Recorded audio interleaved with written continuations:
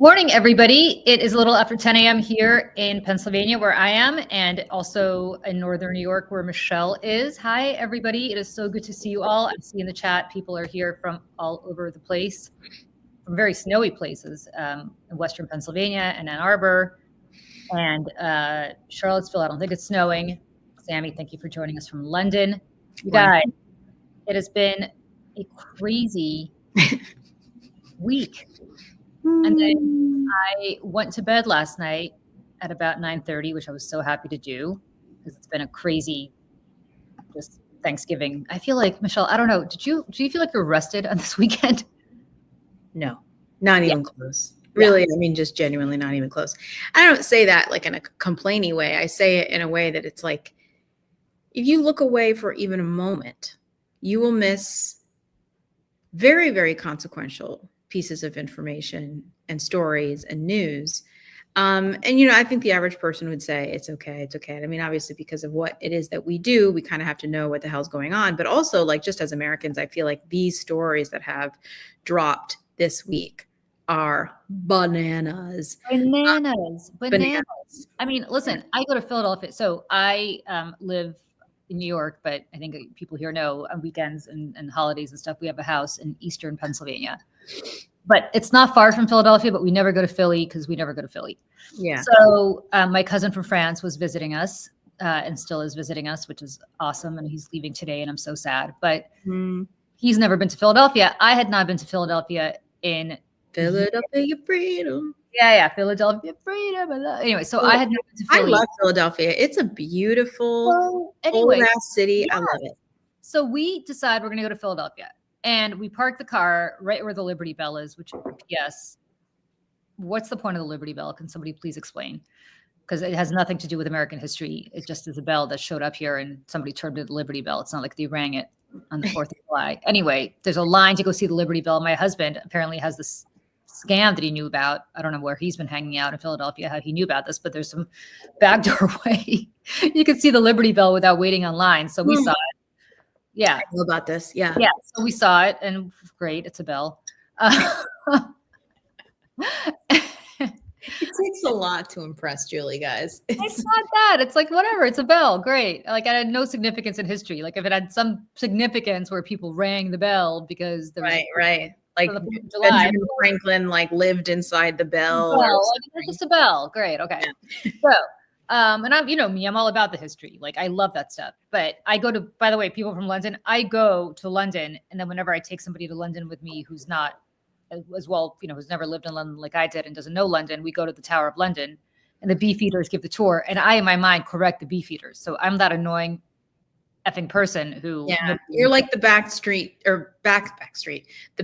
driver of tourists. You don't want to watch any historical movies with me. You especially don't want to watch the Tudors miniseries with me because I'm that person. So when I tell you there's no points to the Liberty Bell, there's no points to the Liberty Bell. Anyway, we go to Philly, we go see the stupid Liberty Bell, and then we're like, okay, what do we do now? And so we start walking around the city, and it is gorgeous. It is such a great town. I can't even tell you. I don't know why everybody talks about a legit city too. It's like, because I think as New Yorkers, I think sometimes we forget about Philadelphia, not because it doesn't matter, just because it's like right there. You know what I mean? Like you could commute like to school or work in Philadelphia. Sometimes I feel like it would take less time for me to get to Philadelphia than it would parts of Brooklyn. You know what I mean? But it's old and it's steeped in history and it's like just lovely and the people are really nice. I've been there a couple times recently. I was there for the first No Kings March. I was there at Philadelphia, and then I was there for the night before the election last year for Kamala Harris's last rally. That was something else. But yeah, I mean, it's just every time I'm there, I have a lovely time. It's great. Yeah, it's awesome. So I've been to Philly for stuff, right? For work stuff, like the Democratic Convention in 2016. And then I had to go, my colleague Gretchen Carlson and my nonprofit Lift Our Voices was getting honored. So we went, she was getting honored at something nice. So I took the train to Constitution Hall, but I hadn't walked around Philly in probably 15 years, if not longer. Yeah. And I've forgotten what a great town it is. And for all that everybody talks about how Boston preserves its pre-revolutionary history, Philly does a better job. Yeah. the houses are amazing. You have Yeah, these really, really beautiful. They're like row houses. Is that what they are? yeah, they're like townhouses, and they're They're these townhouses. Yeah. Federalist townhouses in Society Hills. We walked through that. Anyway, it was amazing. The point is, I go to Philly, and my family's like, "Can you put away the phone? Because enough already with your stupid, like, you need a break."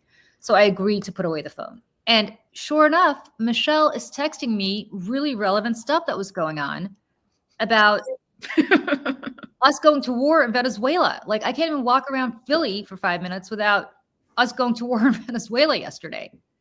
Yeah, it's real. It's Yeah, real. it's And real. it's, well, okay, so there's a couple big stories that dropped. We don't have to talk about them right away, but so there was a story yesterday, and if you haven't watched already, please go onto our channel and watch the conversation I had with retired Lieutenant Colonel Urso about the Washington Post reporting that Pete Hegseth gave a verbal order to the U.S. military to kill everyone on board on September 2nd, that first strike on a Venezuelan fishing boat, or what they say it is, a narco boat. We don't really know. Even if it is. Even if it is, like, it doesn't matter because it is in violation of international laws. It's in violation of domestic laws. So, and there were 2 survivors still hanging on the side of the boat, hanging on for their lives, quite literally. And Pete Hegseth gave a verbal order: kill everyone, kill everyone. So we talked about that for about an hour yesterday around, I think it was like 4:30 or so. And then let's see, last night, Katie Miller, who's Stephen Miller's obnoxious, horrible wife, was platformed on Abby Phillips' show last night on CNN. So then there was that. And then later that evening, the Wall Street Journal dropped a mind-blowing, incredibly sourced piece of reporting about this peace deal that really isn't a peace deal. It's all about how many people in Trump's orbit can get rich off of giving away parts of Ukraine to Russia. You guys, I am writing a Substack on this today. I was going to take the day off today because, I was gonna, but I didn't. I got to tell you, I'll just cut to the chase here, and you could read it if you want. But the beauty of what we do here is I just give it to you for free rather than you having to subscribe to my Substack. This is what the Wall Street Journal reported today. And for people who don't get the Wall Street Journal, and it's very expensive and there's a paywall. And so I fully appreciate why people may not subscribe. So I will cut to the chase on that one too. The Wall Street Journal reported that Steve Witkoff, Jared Kushner, ExxonMobil, and friends of Donald Trump Jr., like people he went to college with, like random friends of his, are all in on this deal to effectively sell out Ukraine. Our Western allies, the Pax Americana, the vast majority of Americans who support Ukraine, and every other basically freedom fighting nation on earth, from Taiwan to others who live in the shadow of a much more powerful autocratic neighbor, because Putin has been dangling untold riches in front of them, that they can get parts of the mineral deals, they could get parts of oil development. ExxonMobil can acquire or partner with Lukoil, which is Russia's second largest oil company. And effectively, they can go make money in exchange for this 28-point peace plan that was leaked, that effectively gives Russia even more than it's already acquired on the battlefield. It basically gives them a good third of Ukraine. And I think there's 2 things here that the Wall Street Journal did not delve into. They just told the story, and it was like the facts are the facts. One is the effect that this is going to have on the rest of the world.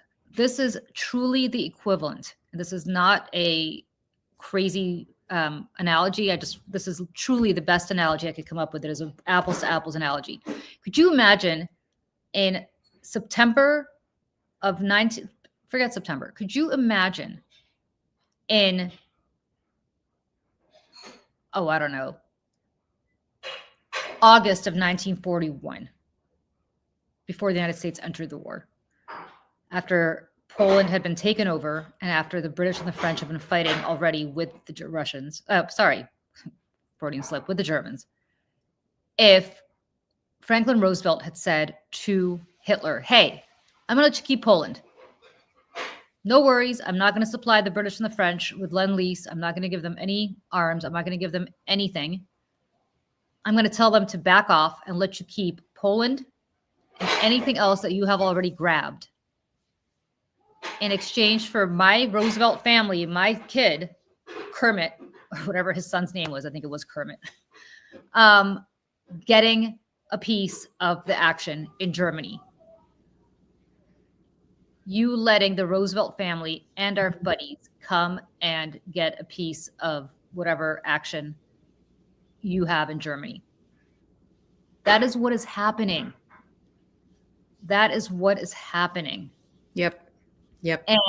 And the stupidest part of this, in addition to the fact that this absolutely makes us partner with the bad guys, the Europeans will never trust us again. This is going to affect the United States and our standing in the world for the rest of our life. Even if Donald Trump leaves tomorrow, that's it. Nobody will ever trust us again because we have now proven that we would allow somebody like this to come to power. Mm-hmm. The part that they don't understand, because they have no concept of Russian history, and it's not even history, it is recent history. It is history from the 90s. It is 30-year-old history, not even. Is that this is exactly what happened. The United States and a bunch of Americans came into Russia after the Soviet Union collapsed and made a shitload of money.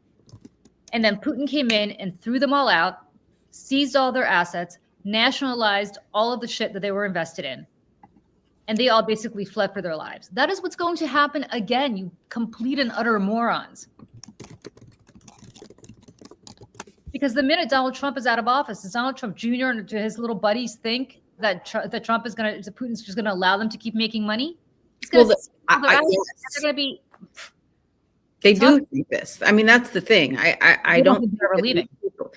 Right. There's the part of we're never leaving, and then there's the other part that's, even if my dad dies, it's going to be JD Vance or somebody else, and they're going to take care of me. And or it's just being dumb and then feeling invincible, because these people act as though, here's the thing is that Donald Trump once said, right, I could shoot people on Fifth Avenue and I wouldn't lose any votes. And he's true. That's true. He was right. Unfortunately, didn't seem right at the time, but it has turned out to be true. But the Donald Trump Juniors of the world do not have that kind of following, nor does JD Vance, nor do any of these people. And that's where I think that they're sorely, sorely misjudging, and they are mistaking this moment. They're making very bad choices. And I just want to throw this up here, this reporting from the Wall Street Journal. I have the whole article here if there's any part of it you want me to pull out, but I mean, I summarize it, but it's yeah. By the way, the shocking part about this, Michelle, is not like Wyckoff and others are not commenting on this. They're like, yeah, this is what's happening. Yeah.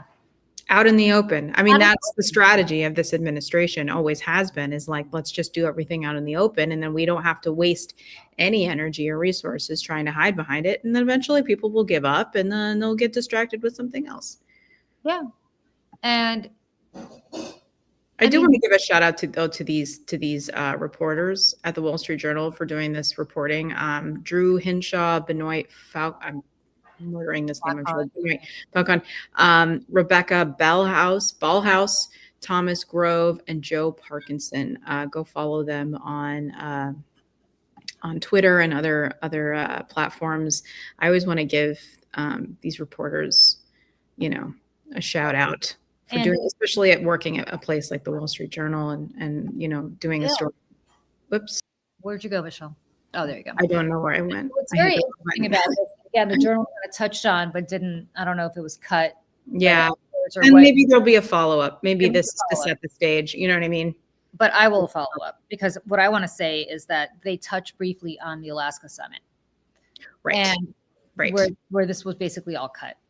And they talked about how Putin, they canceled a lunch and they canceled all this stuff because Putin went into this history, as he did with Tucker Carlson, right, on the 1,000-year history between Ukraine and Russia and how Ukraine doesn't really exist. And like he did this on Tucker Carlson's. Remember when Tucker Carlson interviewed him too? He went into this diatribe for hours about the history of It's Russia. like filibustering with history lessons. Ukraine. Yeah. And what you have to understand is, if you know, first of all, he's 100% making a lot of this history up. So Of course. preface with that.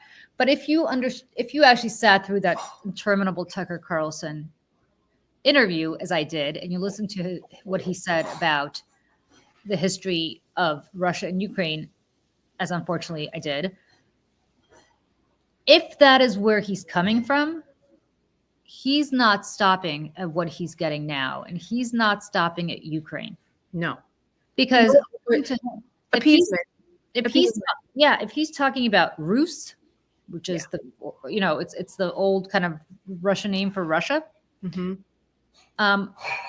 That like Ruski, like when they call people Ruskis, is that what like the no, Ruski is a Russian word for Russian. It is, but Rus yeah. is what they would Rus, okay. Kiev and Rus is trying to think. It's like calling France Gaul. Oh, I Right. see. Okay. Yeah. No, I wasn't sure. I just wanted Yeah, to it's like referring to France as Gaul. It's like the old Okay. Got it.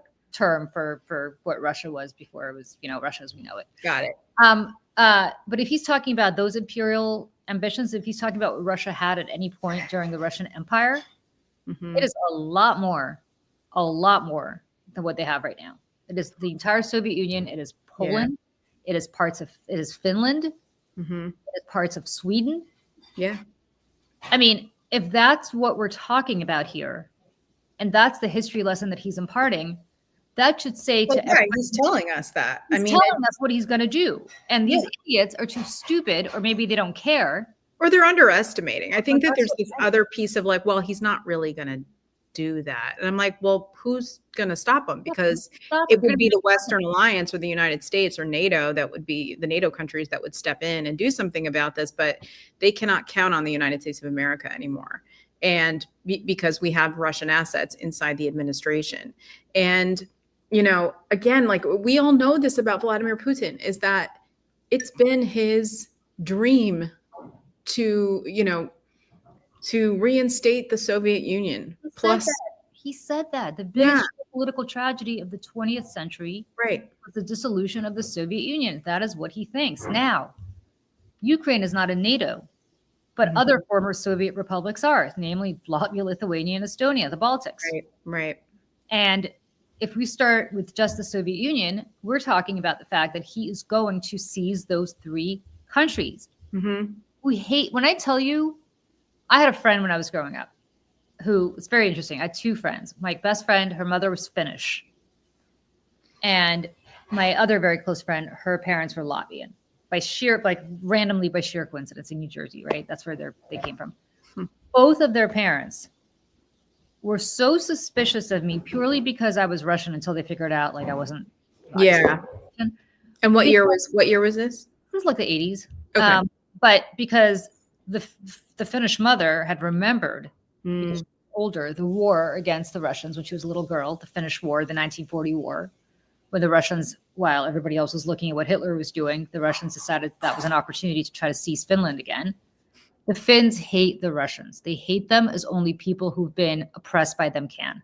Yeah. And then the Latvians, I cannot even begin to tell you that they would rather have gone. I mean, they rather would have like gone with the Nazis than with the Russians. That's how much they hate the Russians. They hate the Russians. Understandably so. Same with Germany. Same with Poland. When I went to Poland, I think I told you the story. I went to Poland maybe about. Yeah. Oh, right. And you were on your phone talking to your mom. I was on my phone talking to my mom, and I was like, screech, and literally, like the whole restaurant shut down because they heard people speaking Russian. Like they hate the Russians. Yeah. And the Ukrainians hate the Russians. This is not a conceptual thing for them. Like, oh, okay, like we're gonna now live under Russia. Like this is existential for them. They hate them. Well, the thing that's crazy, Julie, is like having been born in the United States and only conscious for probably half the 80s, if that. I was born in the early 80s. I do remember it was like you didn't like the Russians. Like there was so much Russian propaganda or anti-Russian propaganda, like just embedded into the American narrative, into our film and television, and like everything was, you don't like Russia, we don't like Russia. And then, obviously the collapse of the Soviet Union like kind of changed that, but somehow it's like Trump and the Republicans have completely shifted that narrative in the last 10 years. And this is where, Ronald Reagan is some sort of like Republican hero, which is not something I've ever personally understood. But if you are a conservative and you did come of age during, that's someone. My dog going nuts. But go ahead. And that's something that you cared about, and that's someone you looked up to, like whatever, for each their own. But like you have, this is where the former Republicans of that era, right, that have now come out against Trump are just, horrified beyond measure, because, there was something we called it at LP. They were called, it was like Red Dawn Republicans or something like that. And it was like people who came of age during the Cold War, Gen Xers, right? Yeah. Gen Xers, who understood and who understand. And it just seems as though it's doesn't matter anymore. And there are more Russian spies living in the United States now than there were in the 80s and the 70s. And and this is where, again, we're guys, gonna do a show, by the way, we're going to do the American Rewatch. We're going to do that starting in January. Yep.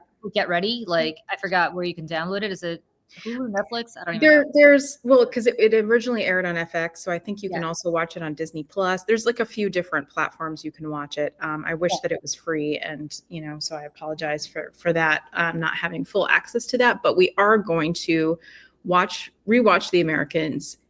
Talk about it in context of what was actually going on. And just so people, if you don't know this, we've talked about it a couple times, is that Julie came to the United States as a refugee almost at the exact same time that the timeline of The Americans, the TV show, begins, which is right after Reagan's inauguration. And to my knowledge, my parents were not sleeper. It's so crazy too. It's like, I keep thinking about that Argentine. I can't. I have thought about that. I have not stopped thinking about that. I was revisiting that story just last night. I think it's because one of these journalists who reported on this in the Wall Street Journal, like, wrote about that, or like there was some, because I went to all their Twitter accounts, and this was like a pinned tweet at the top, and it was something that they had reported on, and how this little girl was about to start 6th grade. And they get picked up and they're sent on a CIA plane or whatever, and then Vladimir Putin is standing at the bottom of the stairs, like handing her flowers. She doesn't even know. So do you guys remember this? This is a couple that was arrested, I believe, in Slovenia or the Czech Republic or somewhere in Eastern Europe. Yeah. They were nominally Argentinians, and they spoke Spanish at home. Their kids were born, I think, in Argentina or somewhere in South Africa. I think it was Argentina. The kids thought, they were Argentinian, that they had moved to wherever, Prague, or no, I think it was Slovenia, for either Slovenia or Slovakia. I forgot which one. But anyway, they moved to wherever in Eastern Europe because they wanted to, for business reasons, for their parents. The kids were just adjusting to their new school in a totally different country. They spoke Spanish at home. The kids were convinced that they were Argentinian. Then the mom gets arrested, and maybe the dad too. Mm-hmm. And they're like, what the hell is going on? I think the kids go into foster care for a while. They don't understand what's happening. Right. All of a sudden, they get put on a plane. It's not a CIA plane. It's a Russian plane, I believe. Oh, I thought it was a CIA plane. I think it was a Russian plane. I think it was my bad. Doesn't matter, whatever plane it was. And they're flown not too far. It's probably an hour or two from wherever they were in Eastern Europe to Moscow, where they get off the plane and they're greeted with flowers by Vladimir Putin, as the mother is crying and hugging Vladimir Putin. And it is only on that flight from wherever they were in Eastern Europe, I'm going to say it's Slovenia just to make it less complicated, to Moscow, that they were told, which is, again, a very short flight, they don't have much time to absorb this, that no, in fact, they're not Argentinian, that everything they knew about their parents was a complete lie. The parents were Russian spies who were part of the illegals program. Right. Which read that book. Yeah, read that book. Who were sent to Argentina to pose as Argentinians were then fluent in Spanish because that's how they were trained, fluent in whatever you have to know to be Argentinian. You know, if in America it would be like Mickey Mantle's, number or something, like all the little things you have to know, which I actually don't know. But all the little things you have to know to be American, right? They learned that about Argentina. The kids now are living, presumably in Moscow with their mom and dad, having never heard a word of Russian. Don't even know they're Russian. Don't even know they're Russian. And all I could think about is, how do you ever try? Like, oh God, no, broken for the rest of their lives. Broken for the rest of your life. You can't trust it. Think about when this. I think there's a little girl here. Think about when this little girl grows up, and she meets some guy.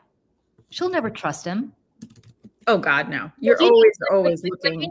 Like, listen, Michelle and I are both. You and I are both very happily married, right? Like, I trust my husband. You trust your husband. Like, that is the key to a successful marriage. And you don't ever trust. You can't. How do you ever trust? If you can't trust your mom and dad on the fundamentals of who they are, where they came from, and who you are, how are you ever going to trust anybody? I don't know that there's any amount of therapy that really gets you over that. I don't think Russians are into therapy anyway. Then there's that. Just somebody asked in the chat, what's the book? I just want to throw this up here. Oh yeah, this is the book, The Illegals. It's by Sean Walker. The second line here is Russia's most audacious spies and their century-long mission to infiltrate the West. It reads like a spy novel, but it's all true. And it especially if you have watched The Americans, and so you have that kind of dramatization reference in your mind to kind of place all of this. It is, when I tell you, when I started it this summer, I was sitting on the beach, somewhere out in Long Island or something. And I picked up the book and I started reading, and I was just like immediately captivated. 10 pages in, I'm telling you, like, pick up a copy, find it on your Kindle, whatever, read it. You will not be sorry that you did. I promise you. It's one of those things that I just don't know that Americans can really truly comprehend, like internally in our bones, like to want to serve your country in such a way, to the motherland, devote your entire life and existence to the motherland in that kind of way.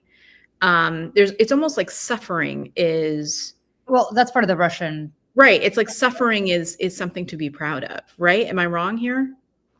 Or it's just part of like being part of Russia, or I don't know. Like, it just kind of seems like that just from an outsider like myself. I don't know.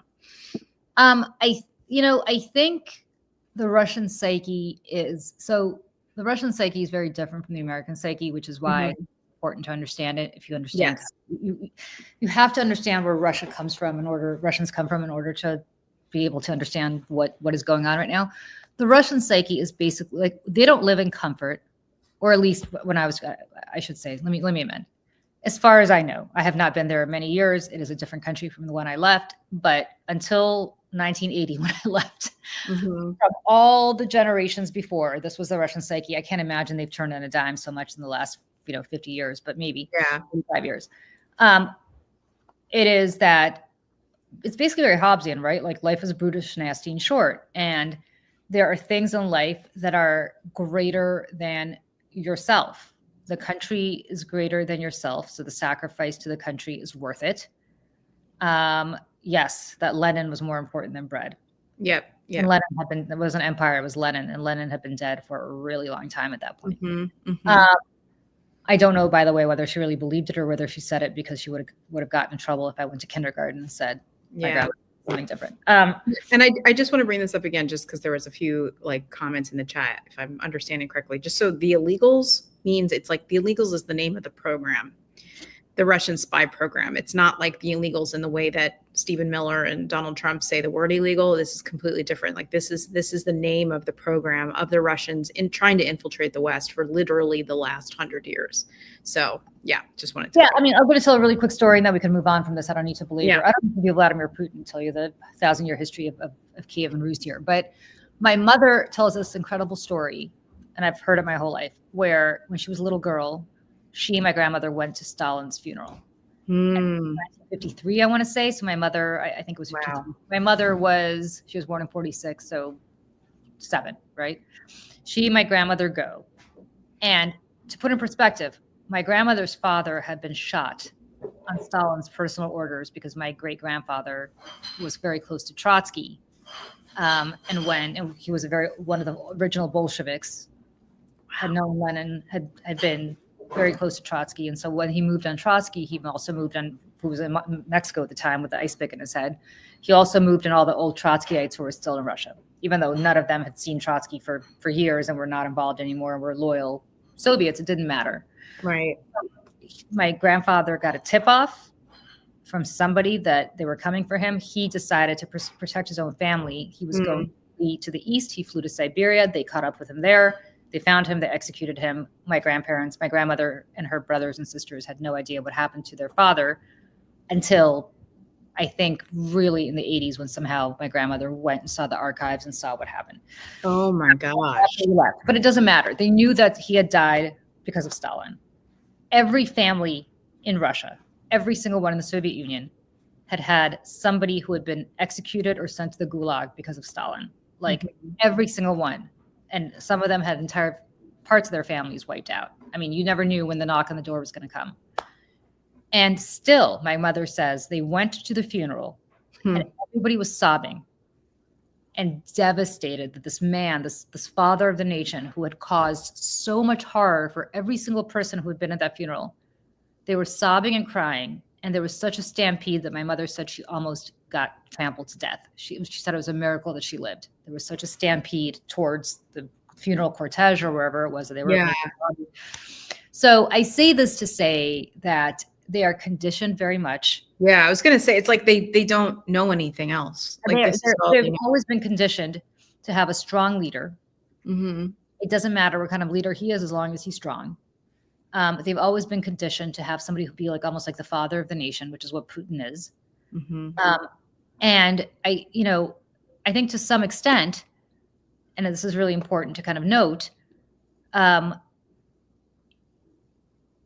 they're not individualistic. It's not like what's best for Michelle, what's best for Julie. When it comes to like the rest of us, like money or whatever else, but not for the larger, greater thing. Same with art, right? Like, say if you read Russian literature, if you read Dostoevsky or read Tolstoy or anything else, it's very much all about.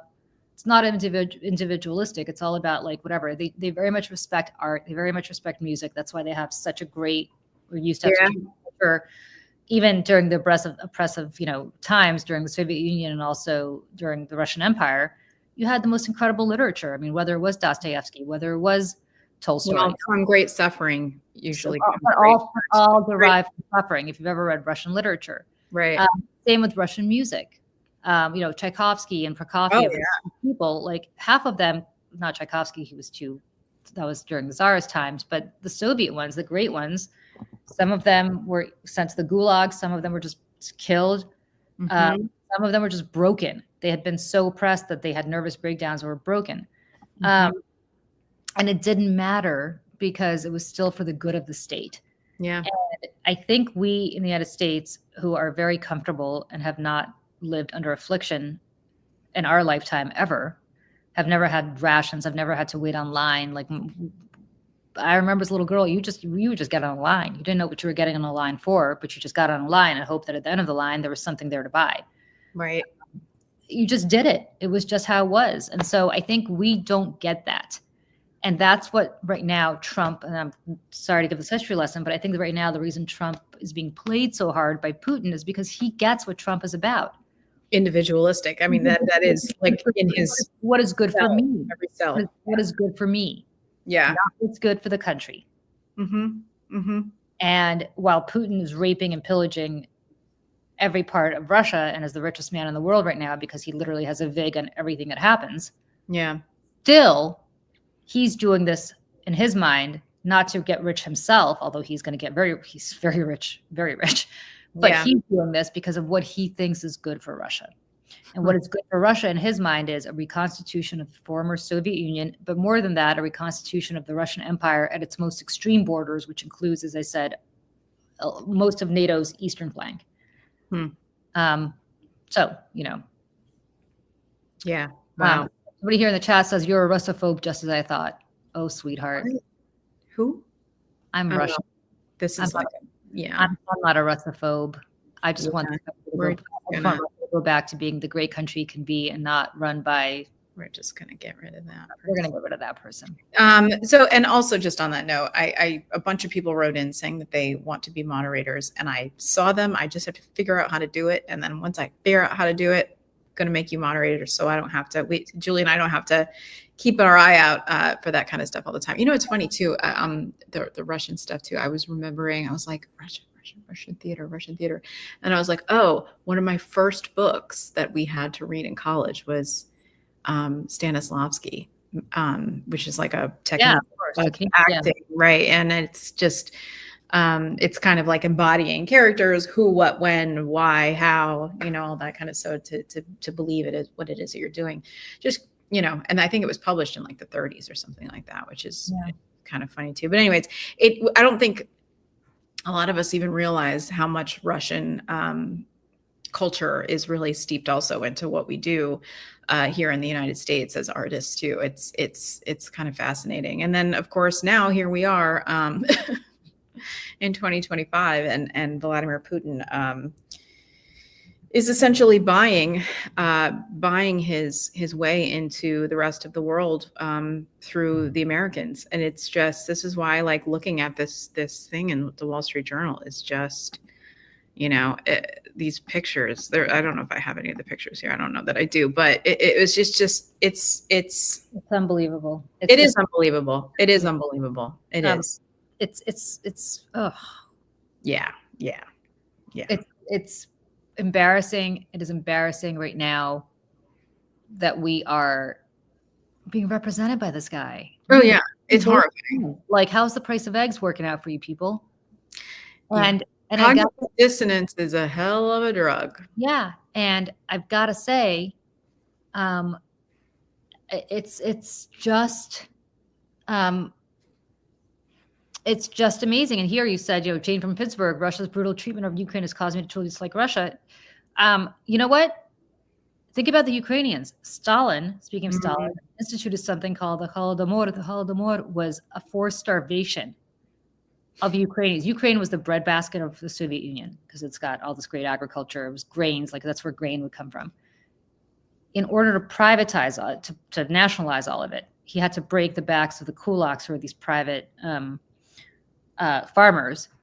He instituted a famine. Tens of millions of people died. That was one of the great geopolitical tragedies of the, I wouldn't, tens of millions. Was it tens of millions? I think it was. Maybe. Geopolitical tragedy of the 20th century. That all took place in Ukraine.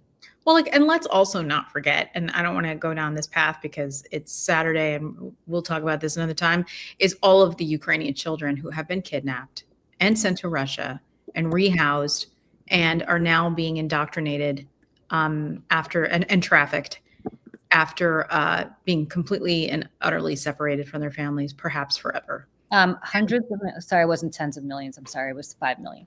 Okay. So I just looked it up, but it's worse that they're being re-educated and indoctrinated. They're being sent to the front to fight against Ukraine. Yeah. Child soldiers are being forcefully sent to the front to fight the minute they turn 16 to fight against their own country. Yeah. And they're dying on behalf of Russia against our country. Yep. It is. And when we cut this deal, this little 28-point plan, they weren't part of it. It wasn't like, let's repatriate. Right. And that's the other part of this. I'm like, oh, we're going to give Ukraine. Ukraine's not ours. It's not ours to give. Right.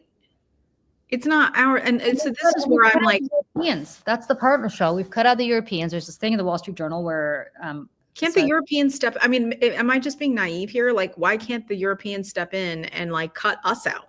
Well, they can. The problem is that would be the collapse of NATO. We have the advanced military hardware. They don't. And they can, but I don't know how long Ukraine can keep going without us. Right. And also the chief of the chief of staff, Zelensky's chief of staff resigned yesterday. So there's a big for the corruption probe or something. Yeah. But, you know, we are then we have been since World War II, if not before, actually, even before, we have been the indispensable nation. And the part that is just disgusting to me is that we are no longer, I mean, we are still the indispensable nation in that everybody's relied on us for all these years, but we're no longer a reliable partner. I guess, and I can't believe I'm saying this as an American, this is a wake-up call for everybody here from Britain, everybody here from Australia, people from Canada. Yeah. You got the wake-up call to you. You got to step up because we're not to be trusted anymore. No, I hate to. It's a really horrible thing to have to admit to yourself, admit to others, and say out loud. But it is As an American, as an American, as an American, and it doesn't mean that we're ashamed or not proud to be Americans, because we are. But we are ashamed of the people who are running our government, and that is a big difference. And it is shameful what these people have been allowed to do, and their entire political party, which is in charge of all three branches of our government, have rendered themselves completely useless and handed all the levers of power to Donald Trump and his people. I mean, it really has. Where's Lindsey Graham? Right. Lindsey Graham, who used to care so much about Russia and so much about Ukraine. Marco Rubio, same thing. I mean, Marco Rubio is one of the senators on the Republican side who was like the anti-Russian war hawk. And look at him now. And they've cut out the best part of this, which is just best in quotations. They've cut out the State Department. They've cut out the CIA. The CIA had no idea that they're talking about trading, basically not hostages, but they're basically, we arrest Russians, they arrest Americans, and we kind of, usually that's done through the CIA, apparently, those exchanges. They've been cut out. This is being negotiated by Steve Wickoff, who's Trump's golfing buddy. Right. And Jared Kushner, who's a doorknob. He's a doorknob. I've known Jared since he was a little kid. He is a doorknob. He is. It's Julie, you've lived so many lives. It is so like you've lived so many lives. But when he was, because I knew Charlie was, people don't realize this, Charlie was a huge big Democratic donor. He was in the early 2000s. Charlie Kushner was the largest Democratic donor in New Jersey politics before he went to prison. What is a doorknob? What is a doorknob? An inanimate object that you put your hands on to turn and open doors. I mean, I guess. I use that expression all the time as like somebody. Right.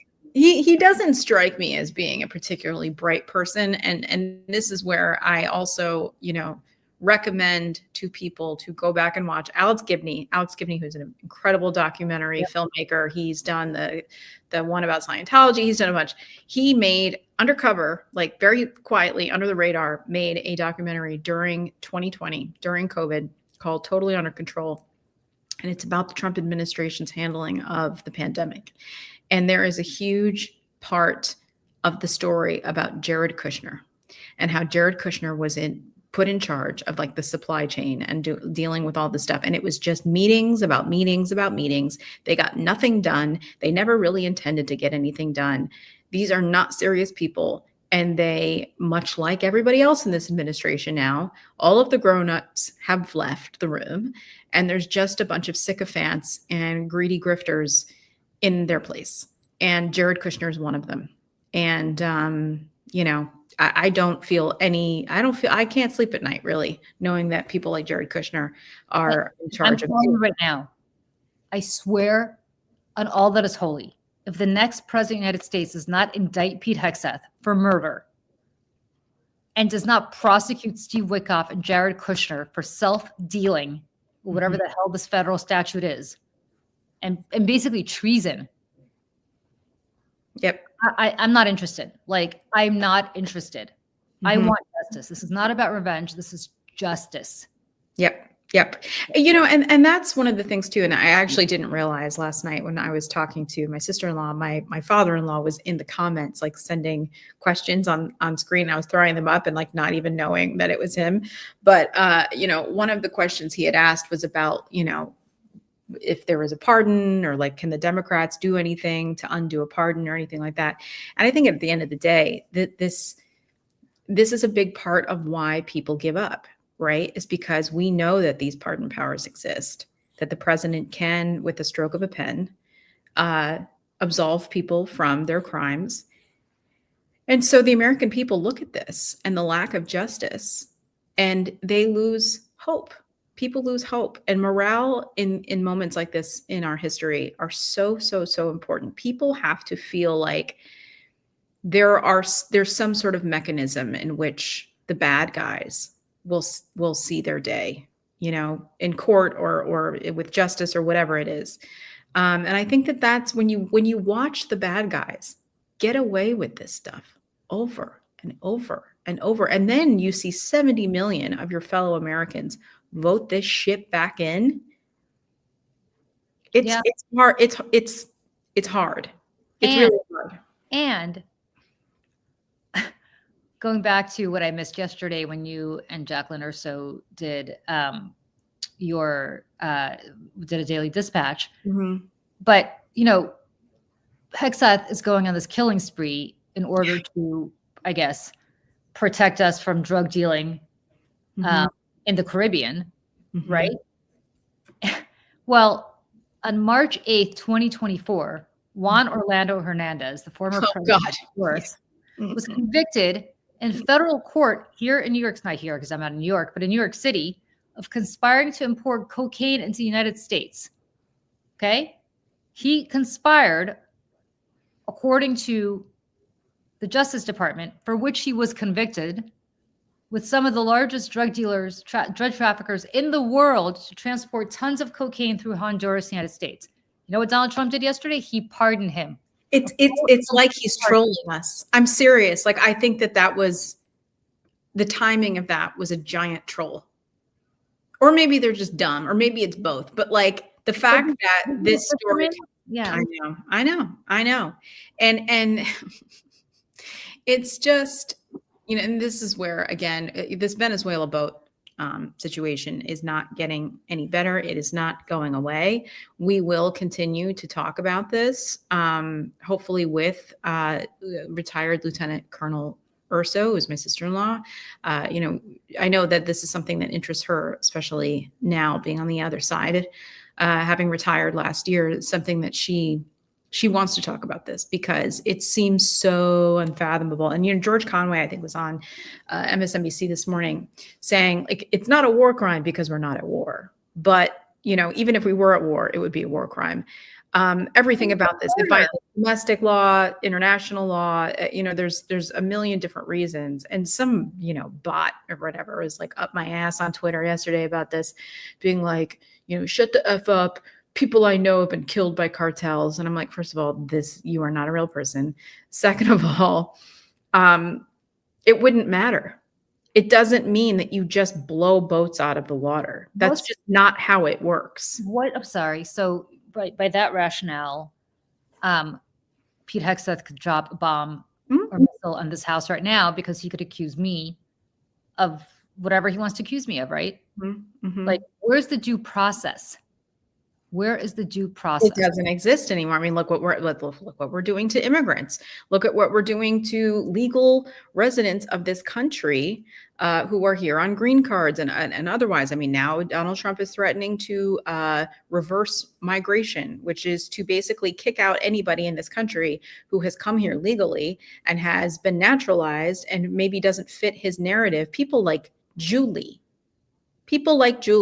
Oh, yeah. He's threatening to deport Julie, who's been here since 1981. Where is he deporting me to? That's what I want to know.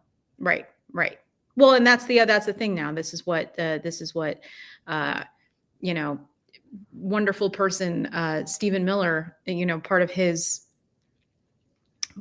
strategy, he and Tom Homan, is to deport people, if not back to their own countries, to different countries where they have some sort of, weird, corrupt relationship with whomever is running that government. He tweeted on Thursday night on Truth Social that he would denaturalize migrants who, quote, undermine domestic tranquility, unquote, and remove people from the country who are, quote, non-compatible with Western civilization. What exactly is undermine domestic tranquility? Saying that Donald Trump should not be president, he's a disgrace to the nation. I guess that would undermine domestic tranquility. And so far, I'm stirring people up in this chat to agree with me. So do I get denaturalized, Mr. President? Do I get sent back to Russia where I'll eventually, if I land there, I'm banned from setting foot there. I guess I'll be sent straight to the gulag or wherever. Yeah. Like, where are you sending me back to? Mm-hmm. Denaturalizing, first of all, it is impossible to denaturalize somebody. The only Under the law, the only way you can denaturalize somebody is if they lied on their that's the next step in the first they came for this and then they came for me kind of thing. Like we're getting closer and closer and closer to they came for me. And if you're in one of those groups, like you're getting closer. And this is the part also, like in all of these authoritarian regimes throughout history, this is what these people do. This is what these strongmen and what these authoritarians and fascist dictators do is like they eventually run out of people. And, much like at the end of the Washington Post reporting yesterday that said, at least for now, there's nothing that we can do about this except for public and political pressure. And those are the two things that we do have control over.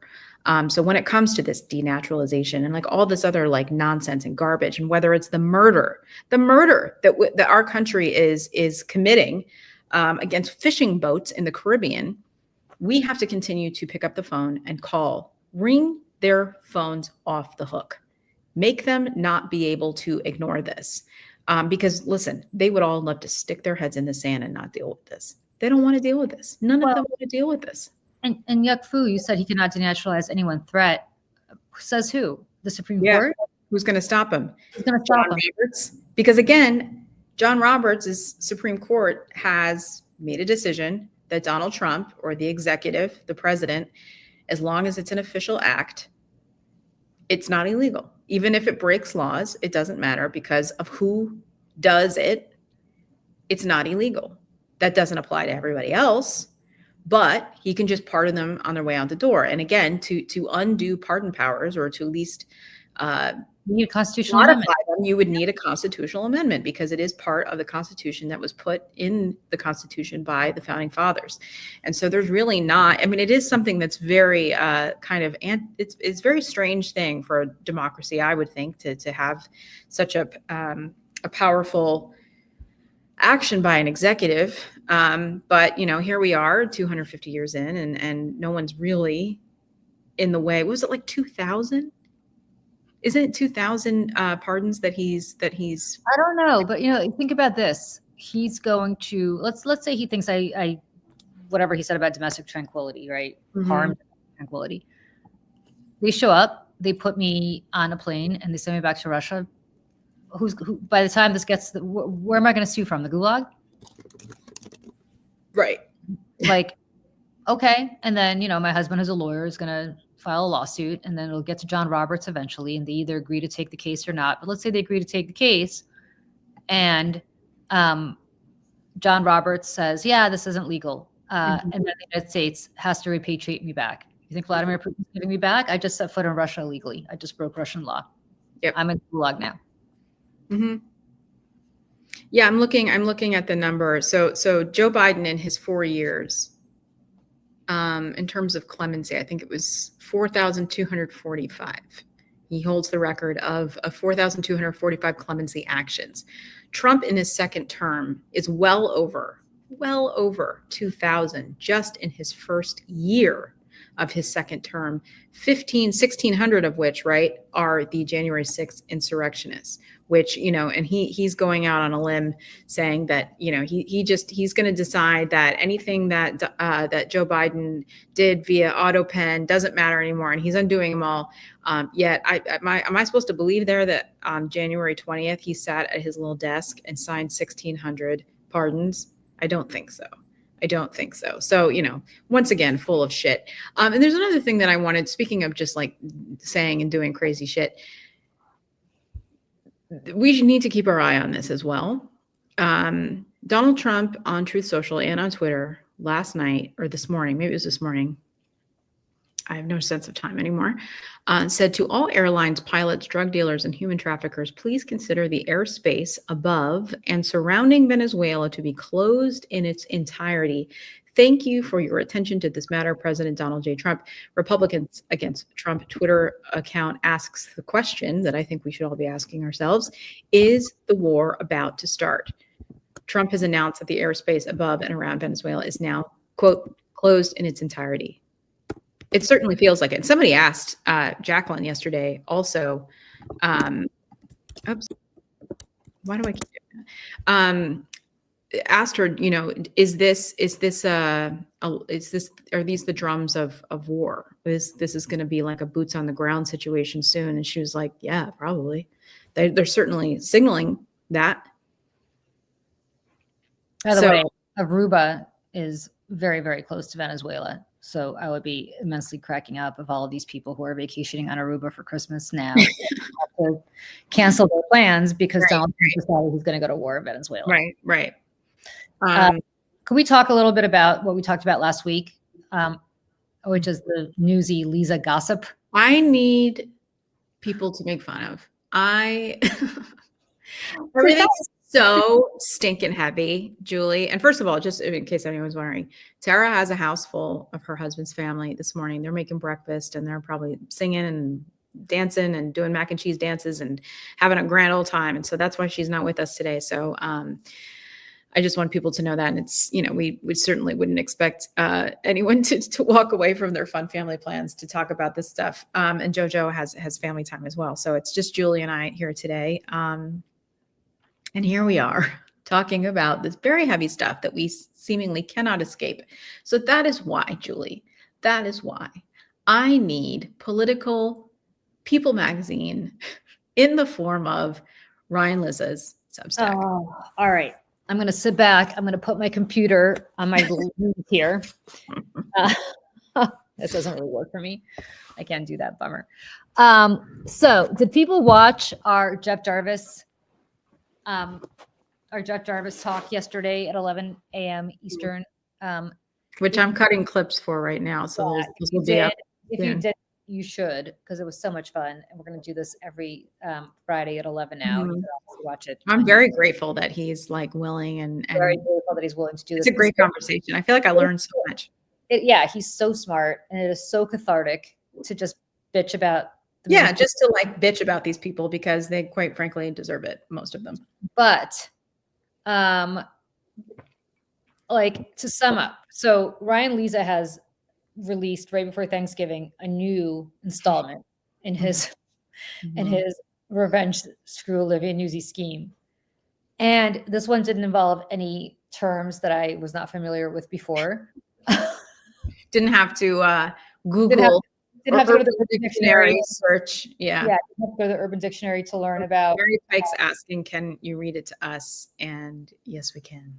Yes, we can. Anne Marie, petty gossip is a great distraction. You betcha. Not so petty though. It does actually matter, but it feels good. Yeah, but it's not so petty because, So it's so tiny. God damn it! Why did I do this? Well, we want to read the whole thing. It's very long. Read the whole thing. Yeah, it is long. But just to sum up, that last part. Basically, why don't we get to the last part because that part is relevant. There it is. So why don't we summarize up until that point, and then we can throw it back. So to summarize, clearly he recorded his girlfriend. I don't know where Michelle went. She just left. Keep doing that. I keep hitting the wrong button. So sorry. That's okay. So to summarize, and Michelle can do a dramatic reading of the last part. Michelle, all those years of acting school, it's fine. Listen, my BFA comes in handy during these times to dramatically read Donald Trump tweets and Ryan Lizza's Substack. I mean, that's why I'm here. Yeah, but to summarize his Substack, and sorry, Ryan Lisa, I know you want people to read this beyond the paywall, but this is too good not to. Basically, clearly, he recorded everything Olivia Newsy told him because otherwise he wouldn't be publishing this because she would sue him for defamation. But he's got the goods, and he said that Olivia Newsy had gone from, because of her weird relationship with Robert F. Kennedy Jr., with whom she became completely obsessed. She had gone from being a reporter to being effectively a political operative on his behalf. And what that meant was that, you know, he had a very small campaign. So she got close to people on the campaign, and they thought that she was a reporter and they would leak to her. And instead, what she would do was get information out of them that they wanted to leak to her or to other reporters. She would basically say, I'll, you know, leak it to me first. They would give it to her. She would kill the story. Right. And then tell Robert F. Kennedy Jr., who was leaking on his campaign. So not only would she catch and kill the story, but she also gave up her sources. I must say, as a political operative, that is horrifying to consider. Like, I've never thought about who the person who I'm leaking to might be sleeping with or otherwise have a personal relationship with, and whether they would sell me out. I guess now I have to start thinking about that, but that's kind of crazy. So that's one. Two, she apparently was trying to get to broker this deal with RFK Jr. Well, before we get to that, two, she was doing everything she could during the primary to undermine Biden. So she was the one that, if you remember, broke the dam on how Biden was. Yeah, couldn't recognize or didn't know the name of a mega donor. There was a story that was written by her about this, basically making Joe Biden out to be this like drooling, senile man. And she didn't have solid proof of this. And somebody asked her about this, and Ryan Lizza talks about this in this Substack. And when asked about it, she says, quote, "Well, I just Michael Wolfed it." Yeah. Meaning from before, he's gotten in a lot of trouble because he wasn't properly sourcing and wasn't using named sources to make these claims. And so she's basically like, well, I exaggerated. Yeah. So basically consequential reporting because it broke the dam on everybody else writing stories about how Biden was, Joe Biden, man. I listen, Joe Biden old. Yes. Okay. However everybody feels about whether he should or shouldn't have. Not important here, not relevant, but my heart breaks for that man in ways that I cannot even describe. How he has been treated by members of his own party, people that he trusted, and most importantly by the American media, making him out to be some sort of like completely brain dead, old person. Like it's just when Donald Trump, yet again, day after day gets away with being a completely mentally ill, unstable monster inside the Oval Office. Whatever. We've talked about this. We've talked about the mainstream media, but it's infuriating. It makes me so mad. Yeah, anyway. So she broke the dam, and then everybody else, including Jake Tapper, is like, "Oh yeah." Anyway, it also, by the way, just really quick, it also hurt Kamala Harris, that reporting. Because then the questions began. Kamala Harris, what did you know? Did you know that he was doing this? What did you prop up? And then it started to discredit her.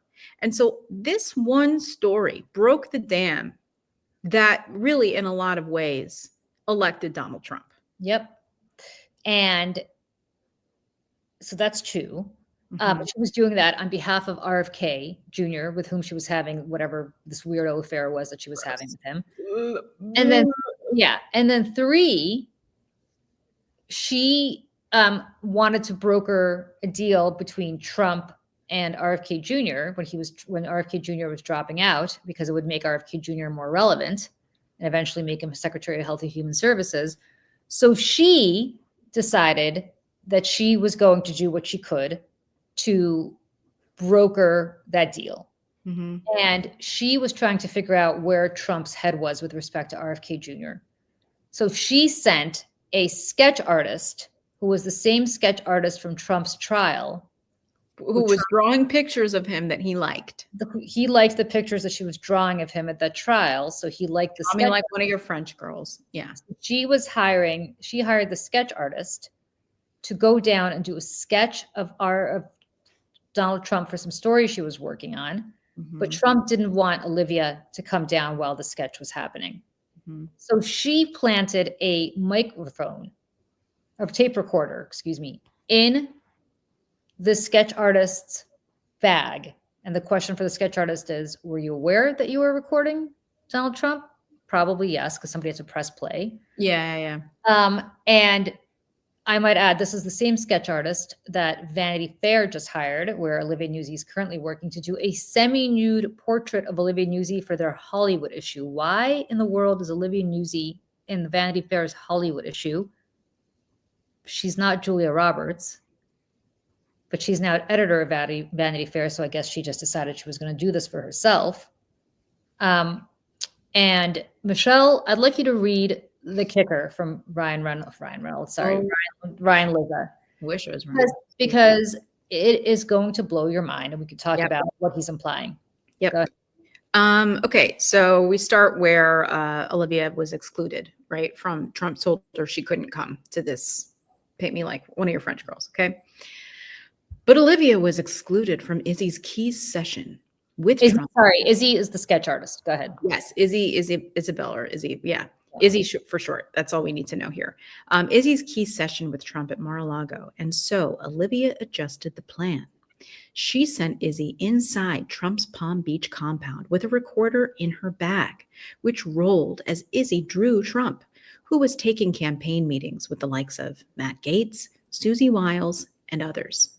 With any luck, Olivia would capture some great material for her piece and some intel for Bobby as he negotiated the endorsement. According to Olivia, when Izzy left the session, Izzy was hung up on something she believed Trump might have said about Butler, Pennsylvania.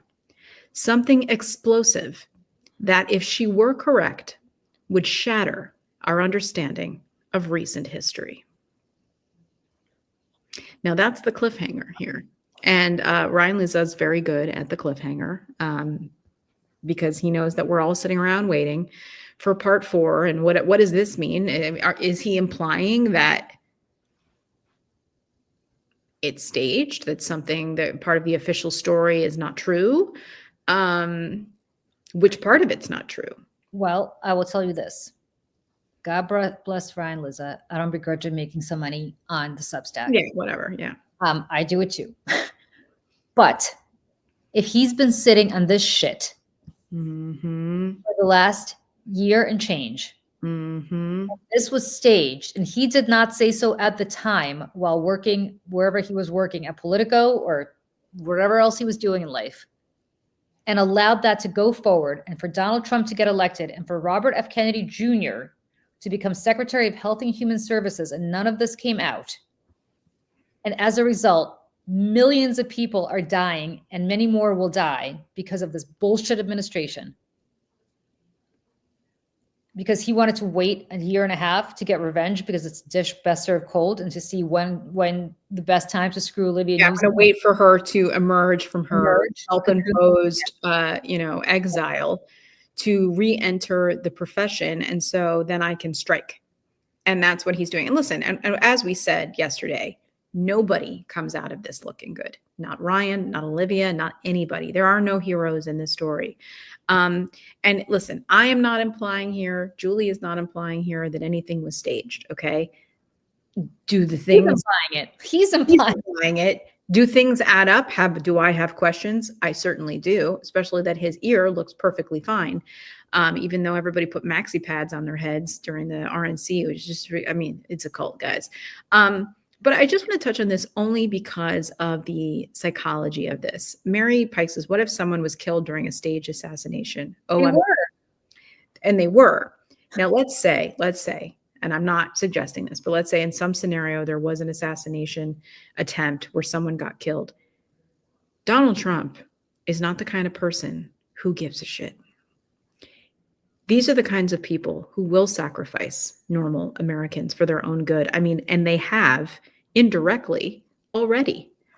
And I'm talking about the 600,000 people who've died because of USAID. I'm talking about the 1 million Americans who are dead from COVID because Donald Trump mishandled the pandemic. The list goes on. What's going on with healthcare right now? There is a long list of millions of Americans who have died, will die because of the mismanagement of Donald Trump's government. That being said, yes, this is that something like that would be a very direct result. But I still don't think that he would care. I really don't. I really don't.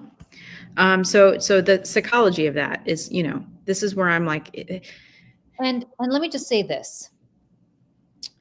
Olivia Newsy then in September goes down to Mar-a-Lago because she's doing a profile of him for New York Magazine in the midst of all this shit. And she inspects his ear. And this was the assassination attempt was in July. This happened in September. So July, August. So 2 months later. And during her inspection, this is what she said. The specific spot Trump identified where he got shot was, she quote says, pristine.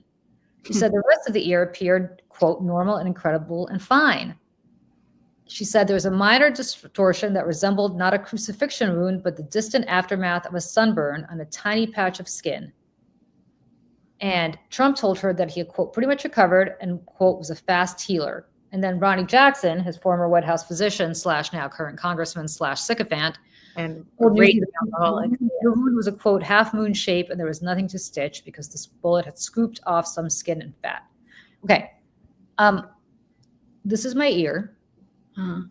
If a bullet went through it or grazed it, you better believe it would take off a chunk of it. Yeah. And there would be a scar. Yeah. I mean, think about getting your ears pierced. You know what I mean? Like, and that's a different part of the ear, but like you put a hole in the lobe of your ear and it doesn't close. So let me say this. I never wear earrings. I just stopped. I don't know why. I just stopped wearing them years ago. Yeah. Right? I don't even know if I still can get an earring. I'm sure you can. I don't know because it's been so long. It might have closed up. Yeah. The point is, not that you can see it from here, but if you looked at my ear, it would see the hole. I pierced my ears when I was like 8. Yeah. It's been like 45 years and there's still a scar / a hole. Right. Exactly. And so if something like a bullet, and that's a bullet from 2024, the year of our Lord, which if people know what modern ammunition does to the human body, it's or if you've had a mole removed from your body, you know what I'm saying? Like anything, like you have anything removed and it leaves something.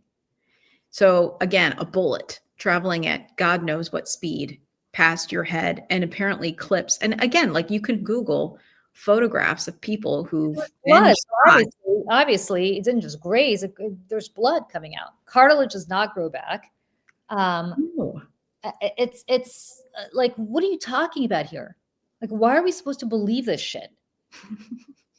I mean, medically, I will be the first to say I almost failed out of 9th grade biology, so I'm not the expert to ask about this. But I think medically, this is not possible.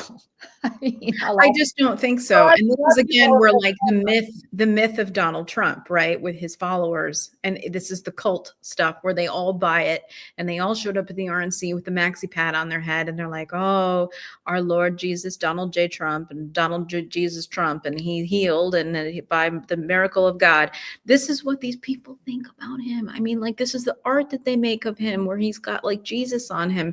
Like even if he did have a thing, they'd be like, oh, well, he's healed because, he's chosen by God. And like, people are nuts and they believe all this shit. But like, again, everything that we know about Donald Trump, everything we know in the Epstein files, which again, something that he doesn't want us talking about or thinking about, everything we know about his business dealings and the credible accusations of rape and sexual assault for years and years and years and years, nothing about this seems yeah, and let's see what Ryan Lisa comes up with next. But what I find incredibly insane about all this is that, well, first of all, he's right. This is not a story about sex at all.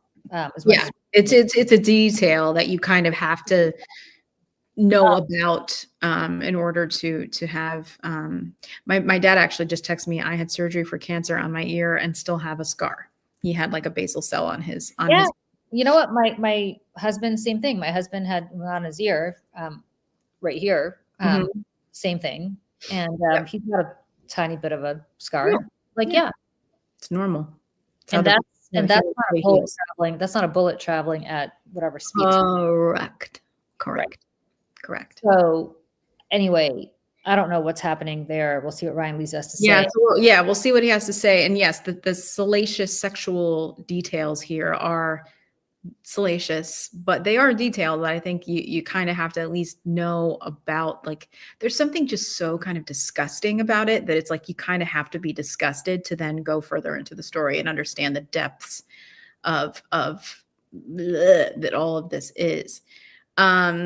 But again, like, you know, I invite people to go back and watch our conversation with Jeff Jarvis, where we dive into this further, just with the ethics and like what is happening with journalism and how access journalism really has led us to this terrible moment. And so go back and listen to that. It's just from a couple days ago. If that one was it. Oh my God, it was yesterday. Jesus Christ. It was yesterday. No concept of time. 50 Shades of Newsy. That's funny. It is. It kind of is. But I gotta say also, we talked about this with Jeff yesterday, like Condé Nast, if by Monday morning at 9 a.m. this woman is still working for you, come on. Yeah, exactly. Well, Julie, before we head out this morning, there's one more person that I'd like to make fun of, if you don't mind. Would love to. Who is also, unfortunately, a person who matters, not because she has been elected or appointed or done anything to earn that right. It's because she is the wife of Immigration Foreign Policy Advisor, I don't know what his official title is, Stephen Miller. His wife, Katie Miller, is equally horrible, maybe a little bit better looking, but equally horrible in her morals and her tone of voice and her shrillness. And all I can say about Katie Miller is that she has been platformed and given enough money to then start a podcast, which, by the way, she had Mike Johnson and his wife on the other day. Oh. And please, I invite everyone to go watch the clips of this, because his wife kind of touches him and he like recoils. Also, it's great. The body language is about how hard his life is, and it's like, oh, poor you. Your life. Oh, yeah, right. It's like, shut up, Keebler. And so Katie Miller has been given this kind of glossy platform to start her platform, to normalize her. I think there was a thing about what was her name, the Mrs. Goebbels. Joseph Goebbels' wife made good strudel. There's like because they're trying to soften her image, right, to make it more palatable for us, and then which then humanizes Stephen Miller, but that's just not possible. In fact, I would argue that her being platformed has shed more light onto how horrible she is. But I have gone through Twitter and other platforms, and of course, MAGA's just going crazy for her, like, oh, she's mean. It's also sorry, but before we get to that, I haven't seen this clip yet. I got to say, somebody who goes on, well, I used to go on Abby Phillips' show, then Scott Jennings had me banned. But so this disgusting platforming that Abby Phillips does, and she does it more than anybody else, of like the worst people on earth to try to humanize them, whether it's Scott Jennings or it's Katie Miller, or back when I mean, like the number of Ben Ferguson, all these people, like you're literally, and it's not like we have to hear from both sides. Yeah. You're platforming people who say the earth is flat. Correct. Why don't you platform people who say the earth is round, with whom people like me disagree, and then we'll have a debate about it? You're humanizing by putting them on TV and giving them hair and makeup and making them look all good and glam and giving them the CNN stamp. You're humanizing them and what they're doing. And do you not think they're going to come for you? I mean, like, does Abby think she's a journalist by doing this? Well, this is the other thing. And Katie Miller has been quoted about this, just FYI. She said that someone told her, because about the kids in cages and like, you know, the rounding up of immigrant children and things. Somebody said to her, once you have children, you will see this differently. And she said, but then I had children and I don't feel differently about this. I don't know why, but I just don't. And I'm like, it's because you're a psychopath. You're a psychopath. My God. You're married to a psychopath. I am a mother. And if somebody separated me from my son and I couldn't see him, I like, you want to becoming a mother, growing life inside of her did not change her perspective on this at all. This kid is like another limb for me. Like, I would rather chop off a limb than be separated from him. That is what mothers feel about their children. Yep. Cats feel this way about their children. Yeah. Human notion. Mm-hmm. Yep. Like, come on. So I'll say that, you know, Abby, I think she says a lot of things about, you know, how she platforms people or if she platforms people, and sometimes it's out of her control and it's the network and this, that. So Tennessee Holler tweeted this, says, when CNN is criticized for platforming Smug, Scott Jennings, and others, the response is Abby Phillip has no control. But she tells Charlemagne the God on the Breakfast Club it is her call, explains her thinking. So I just want to show this clip. She was on the Breakfast Club recently. Are very easy to be like, well, she shouldn't give this person a platform. She shouldn't do this. She shouldn't do that. I do think it's super easy to say that when you're just at home, like watching the clips on your phone. Yeah. I've been covering politics a long time. This is a time in our like political life where we have to really know what's going on. We have to know what everybody is saying on all sides of the issue, because I don't think that ignorance has served anybody well. I get a lot of criticism from the left, from people who are like, why does she have MAGA people on the show? And it's like, well, you should know what they're saying. Yeah. I agree. Half the country voted for Trump. It's not helpful to be completely unaware of what is happening in those media ecosystems. I personally think it's super important. I want the debate. I want it to be right there out in the open. It's important for people on both sides to practice being challenged, how to deal with that, how to counter it, how to be quick, how to respond. A really important skill in our politics that we can go back and forth on the issues. I'll take the criticism from all sides, but I am very proud of what we do because I think that very few people are willing to do it. Very few people are willing to take the chance of even being criticized. I don't mind it. That's part of the job. Because I'm the host, I can draw those lines around the kind of conduct that I will accept at the table. And I have control over who shows up and who doesn't. There are definitely people who cross the line. Give us an example. And that's okay. I mean, I think I know one. Jillian Michaels. well, yeah, there was Jillian Michaels crossed the line in the sense that she said something that was kind of embarrassing. And we addressed it, but we never said to her, you're not welcome back. She made a decision not to want to come back. But there was another incident with a person who was on the show who said to another guest, a Muslim guest, that their pager would go off. Said that to Mehdi. To Mehdi. It was a reference to the Israeli bomb materials in pagers, Houthi terrorists, and they went off. That was an actual line that was crossed. You wishing death on a guest on the show is completely unacceptable. And I said publicly on the show, he was not invited back. There are lines that are crossed, and I think people understand that I'll draw them when they need to be drawn. We want to have real conversations. Sometimes they get a little bit messy, and that's okay. So could I just say something about that? She mentioned Jillian Michaels. That was me. Right. Just so people know, like on that panel talking to Jillian Michaels. I was the one who challenged her before Abby did. I was the one who challenged her. And I've never seen that clip before, Michelle. I'm glad to hear they invited Jillian Michaels back, and she said no. I have never been invited back since for challenging Jillian Michaels and Scott Jennings on the same show. I have never. That's not true. They actually asked me to come at the very last minute. Can you do a Friday show? Because I guess somebody bailed and they needed somebody in New York, and I said no. But I used to be on that show once a week. Not since that day.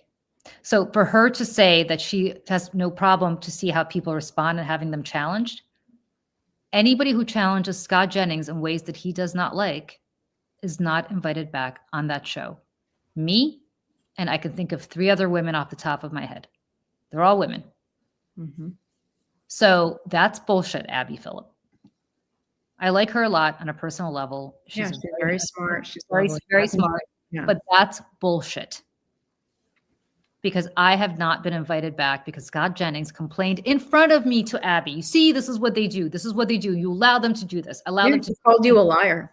He called me a liar. And he said to her, I think it was either on air or during commercial break. I can't remember, but I was sitting next to him. This is what they do. You see, you allow this to happen. It was the day after Tara Setmayer went on. Right. But you guys were on back to back and both challenged Scott Jennings. Both of us challenged Scott Jennings. And I guess he was still hurt about what Tara did to him, so that when I did it to him the next night, you see, you allow this to happen. You allow this to happen. And I guess somewhere, either Abby, since she says she has control over who her guests are, so I guess Right. it's her decision. Abby must have said, okay, well, you know what? We're not going to allow this to happen anymore. We're not going to have women on who challenge Scott Jennings. Yep. And I want to give props to Tennessee Holler. If you follow Tennessee Holler, across social platforms, really great at pointing these things out, connecting the dots, curating news in a way that helps us to understand the moment. And this was a really, really great flag by him/them today. So I want to thank them for that. But so she platformed Katie Miller. Yep. Last night, Friday, November 28th, Abby Phillip, I guess, no S. Abby Phillip platformed Katie Miller. And the response, this is another tweet from the Tennessee Holler. The reviews are in. They're all scathing. People online really, really angry. Because if there's something about Katie Miller, and I'm just going to say this, and you'll see this I have 2 clips. The first thing I'm going to say is that somebody told her somewhere in her life, sweetheart, you just have to keep saying your truth. And if you just keep repeating it, eventually, everyone will back down because they know you're right. She is loud and she is wrong, just like her husband is. She's loud and she's wrong, and she doesn't back down. Not in a way that is admirable, not backing down. She doesn't back down because she doesn't want to be told that she's wrong. And I think this is probably one of the first times that Katie Miller has been in an environment sitting across at a table or a panel being challenged by people who are academics and political strategists and others from the other side. She was on Piers Morgan recently, which, again, that show is just terrible. If you can even say that's a panel. I think that was probably her first experience wading into that, but it still was like Jerry Springer-esque, right? This was different. Bakari Sellers is sitting across from her. I'm going to play 2 clips. The first one I'm going to play is her talking about the Venezuelan boats. And she's saying that all of it's fine. I'm just going to play it. In the end, I want to go back to something that Bakari said. He said that those orders that were given of the drug boats in Venezuela were illegal. Can you cite those statutes, please? Yes, because it's actually called the Due Process Clause of the United States of America. Because can you point to one of those boats that actually had drugs on them? Do you know that? Do you know about the Trinidadians who were killed innocently, who were just fishermen? Can you actually kill those fishermen without due process?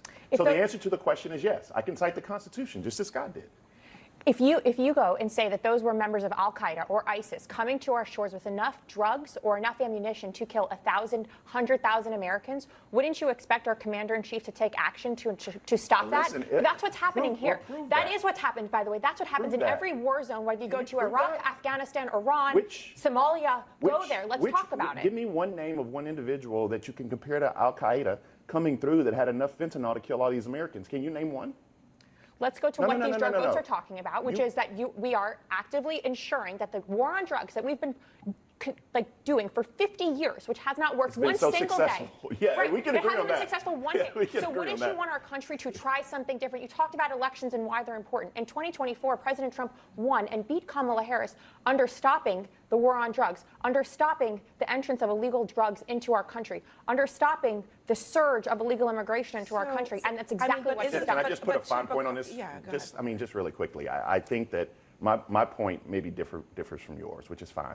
But I believe that individuals deserve some modicum of due process. And I think that is something that's enshrined in our Constitution. If you have some facts that you wanted to tell the audience tonight about the individuals that you know that were brought in or bringing in, and maybe if we arrested them, maybe if we actually saw what was going on, maybe if there wasn't an ulterior motive, because what I do know, and I think you know this as well, that there were innocent Trinidadians who were just on a fishing boat who died as a result of that. I know that they're military members that swore an oath to this country who now have a problem with that. So I think you're cherry-picking facts. The other part is that, we also know that the United States did have some of these people in custody, and rather than actually try them, which we have done in the past, we let them go. We also don't know, they've never said explicitly what drugs are being carried on these boats, but the fentanyl, we know, is not coming from Venezuela. The issue here is about the legality and about what happens when there is a system that doesn't contemplate whether things are legal or not. And the British seem to think that there might be things in our actions in the Caribbean that are illegal. We've had a top military officer resign from his post, retired years early. So there are some indications here that people are not comfortable with the legality of what's going on here. And I will say this. Julie, first thoughts here? My first thoughts are weak Bakari Sellers, because she just said something that was very critical. She said Iraq, Afghanistan, Iran. Are we at war with anybody right now? Because she said war zones, right? War zones. She said, this is like a war zone. We have a war on drugs. Did Congress declare a war? Yeah, a war on drugs is like war on drugs is not a real thing. Something that the Reagan administration came up with as a pithy little line. Mm-hmm. Did Congress declare war on Venezuela? Like everything she's like, you don't have to. I don't want to hear about the Trinidadians. I don't want to hear about the Venezuelans. I don't want to hear about fishing boats. It's very simple. You said that we are at war. Under what authority are we at war? Did we declare war on anybody? And if so, cite the act of Congress that declared war on Venezuela, because to declare war on somebody, you need an act of authority from Congress, or the president needs to justify to Congress why he did what he did, as he did with Iran. Where's the justification here? It hasn't happened. So if you're going to platform liars, Abby Phillip, you got to call them out as liars. You are lying about this being a war. There is no war happening right now. Please provide me with evidence that we are at war with these fishermen, or with Venezuela, or with Trinidad, who apparently were murdering their people too. Yeah. Or whoever the hell we're killing right now. Mm-hmm. And of course, that question wasn't posed because, fair and balanced. Now, there are people in this chat who are also dunking on Jessica Tarloff of Fox, and I want to just stick up for Jessica Tarloff of Fox really quickly. Jessie Tarloff of Fox is doing the Lord's work, because Jessie Tarloff is calling their bullshit out every day. And to the extent that people are watching Fox, even if she changes one person's mind or makes them think with an open mind, she has done the Lord's work. I don't want to put Jessie Tarloff in the same category here as what's happening over at CNN. Yeah. And maybe it's because I used to have her job before that, but Jessie Tarloff is doing an amazing job. Yep. She's really good at what she does. And she calls out their bullshit every single day. And you guys, until you sit around a table with 4 other people when they're piling up on you 24/7, I can promise you it's not easy. Yep. So a lot of people come in our comments on social too, just trying to ding on Julie for even having worked at Fox or saying anything about her colleagues. And I honestly, try it. You try it. Right. Not easy. So there was that exchange where she's spewing a bunch of lies, and there's kind of like a very non-pushback, right? Not really. So then she goes on a tirade. She and Abby Phillip get into it about platforming Nick Fuentes or Tucker Carlson, and then she starts complaining that people call her and her husband Nazis. I'm going to play this. This is a little bit longer, so stick with us. He can speak freely. It's about whether someone like Tucker Carlson, who is a very powerful force in the conservative movement. You host people on your show all the time who call my husband and myself a Nazi. So how is that any different from Tucker Carlson going on? Nick Fuentes having Tucker Carlson on his show? It's not different. He's actually He's anti-Semitic. a Hitler admirer. Nick Fuentes is actually a Hitler admirer. But he literally is not a good That is a different thing. Excuse me, you have Jennifer Welch on your show very often, and you've never pushed back as she has called my husband a white nationalist. Hold on. That is no different than Nick Fuentes going on Tucker Carlson's show. It's not, and you should admit it. Well, hold on. How is it anything similar? It's not remotely similar at all. Nick Fuentes sits around and says that he likes Hitler. How is that similar What does Katie have to do with it? What does she have to do with it? She has nothing to do with it. Literally nothing. Scott, Katie is the person who just said to me that it is comparable to say that Nick Fuentes, who is literally a neo-Nazi, is the same as somebody, a liberal, who has an opinion who is not a neo-Nazi. A hateful They are opinion. not A hateful opinion. the same. How do you want? Excuse me. Hold Just on. let's go back to They this are point one more not- time. but Nick Katie, Fuentes it can is espouse an not opinion on the Tucker Carlson's same- show. it is not the and same he didn't push thing. back the same way you didn't push Katie. back when someone called someone in Okay, my family hold a on a Nazi. second. It's not different. Hold on a Abby. second. It's not. If someone comes on this show and says, I love Hitler and I admire what he did, they would never, first of all, I would never invite them on the show and they would never be invited back. So those two things are But yet not you've gone on Jennifer the Welch's same podcast. It's the same thing. They It's are the same not thing. the same thing. What I find okay? so- what I find Listen, so but interesting- Katie, but hold on, Katie. No, we can Do you agree to believe that disagree. Jennifer Welch has a right to say something negative about your husband? The same way Nick Do you- Fuentes has the but right hold to on. say what he wants so to you say. think No Nick, difference. you think that it's okay? Hold on. Do you think it is okay for Jennifer Welch? Is she allowed to say something negative about your husband? Absolutely, and it's your job as Okay. a moderator then to push back. So that's the first It's the thing. same way you're asking Tucker So now Carlson Nick to push back against Nick Fuentes. But hold on, Nick Fuentes. Is it not different? Nick Fuentes is espousing. He's not describing someone else as a Nazi. He is saying, I admire Nazis. You don't think that's a different thing? Do you believe my You don't husband's think a Nazi? You allow but someone do on you your show think to that say that's it. do you think those things are different or not? I don't think I believe anybody it's the around same this equitable table comparison. believes. So listen, for Nick I Fuentes just to go think- on Tucker I Carlson's just think show that as you you are to have people to have on your show. you are making a comparison of two things that are not in any way the same.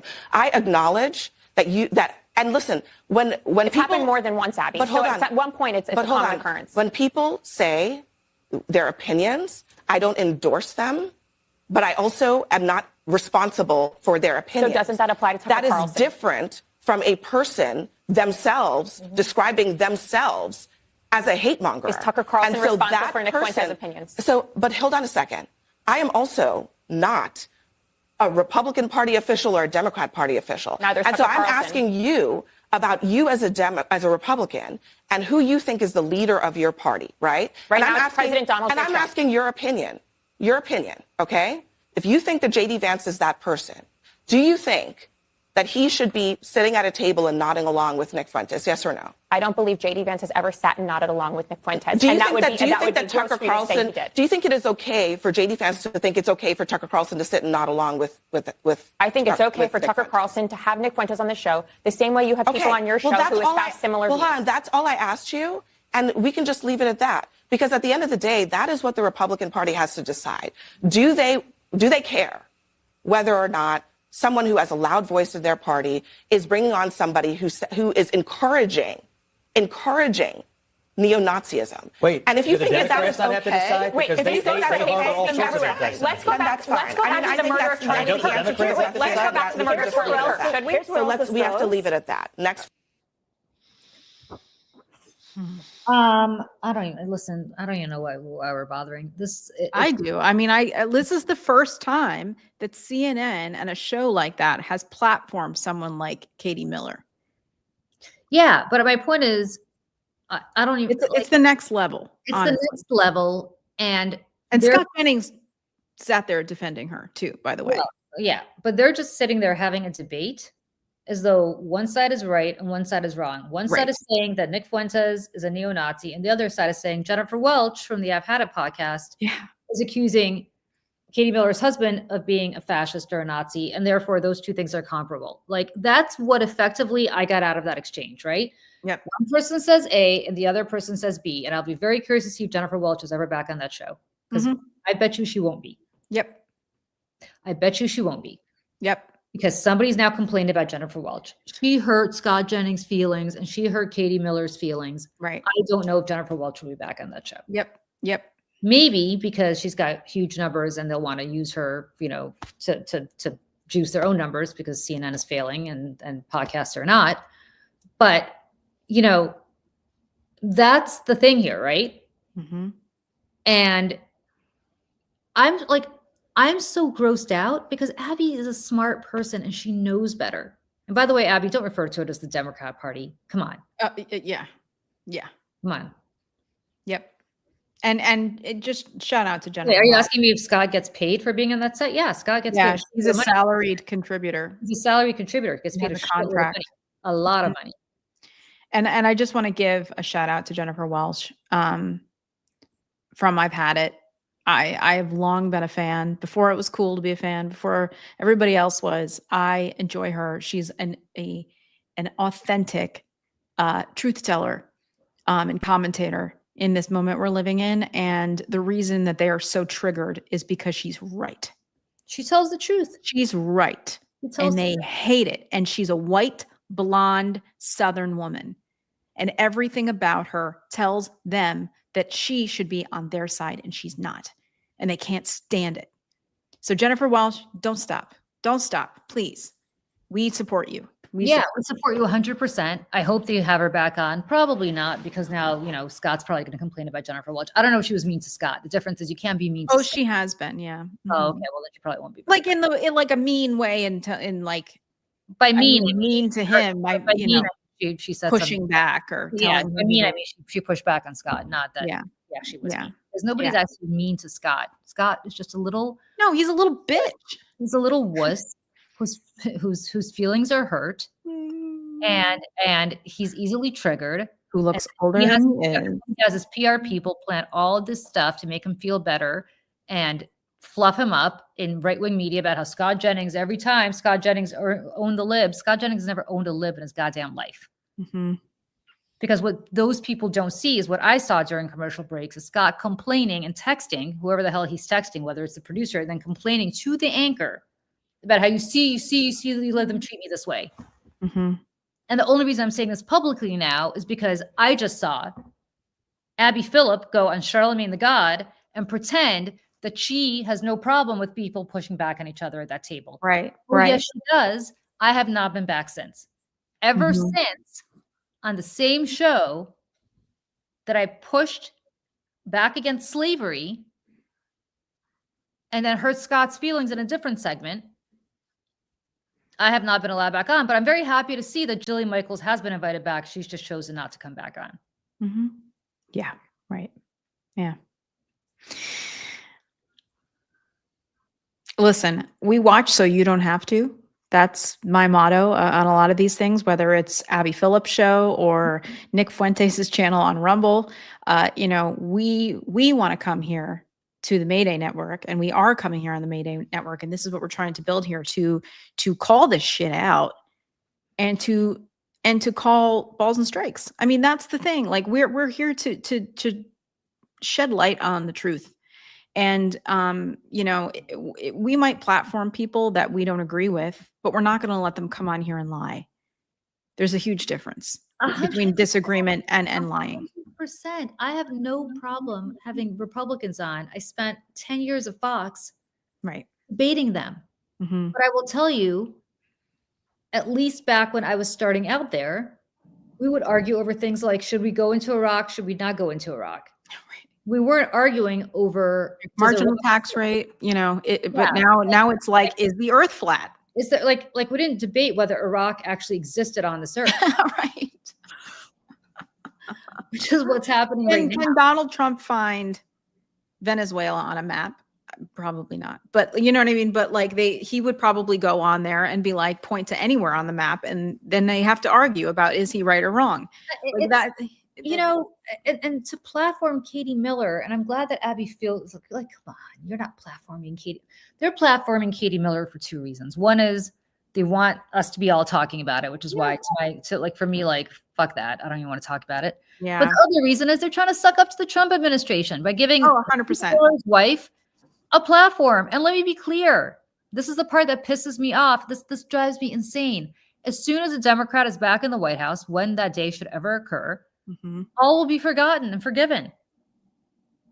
And the answer is it should not be forgotten and forgiven. It should never. And everybody should remember that. These people should live in ignominy. Yeah, that's a good Goodbye. Goodbye. Yeah. Yeah. It's and just to remind people also, just as a refresher, Stephen Miller is the mastermind along with Tom Homan with this cruel, inhumane immigration policy that has people being ripped from the arms, children being ripped from the arms of their parents, being sent to detention prisons in countries that they are not from, ripping children from their schools. You know, we've seen the videos. We've seen the videos of what is happening, what ICE is doing. Stephen Miller is at the heart of this because he is running the country. in terms of our immigration and foreign policy. He is running the country for Donald Trump because Donald Trump's not doing, he's just saying, okay.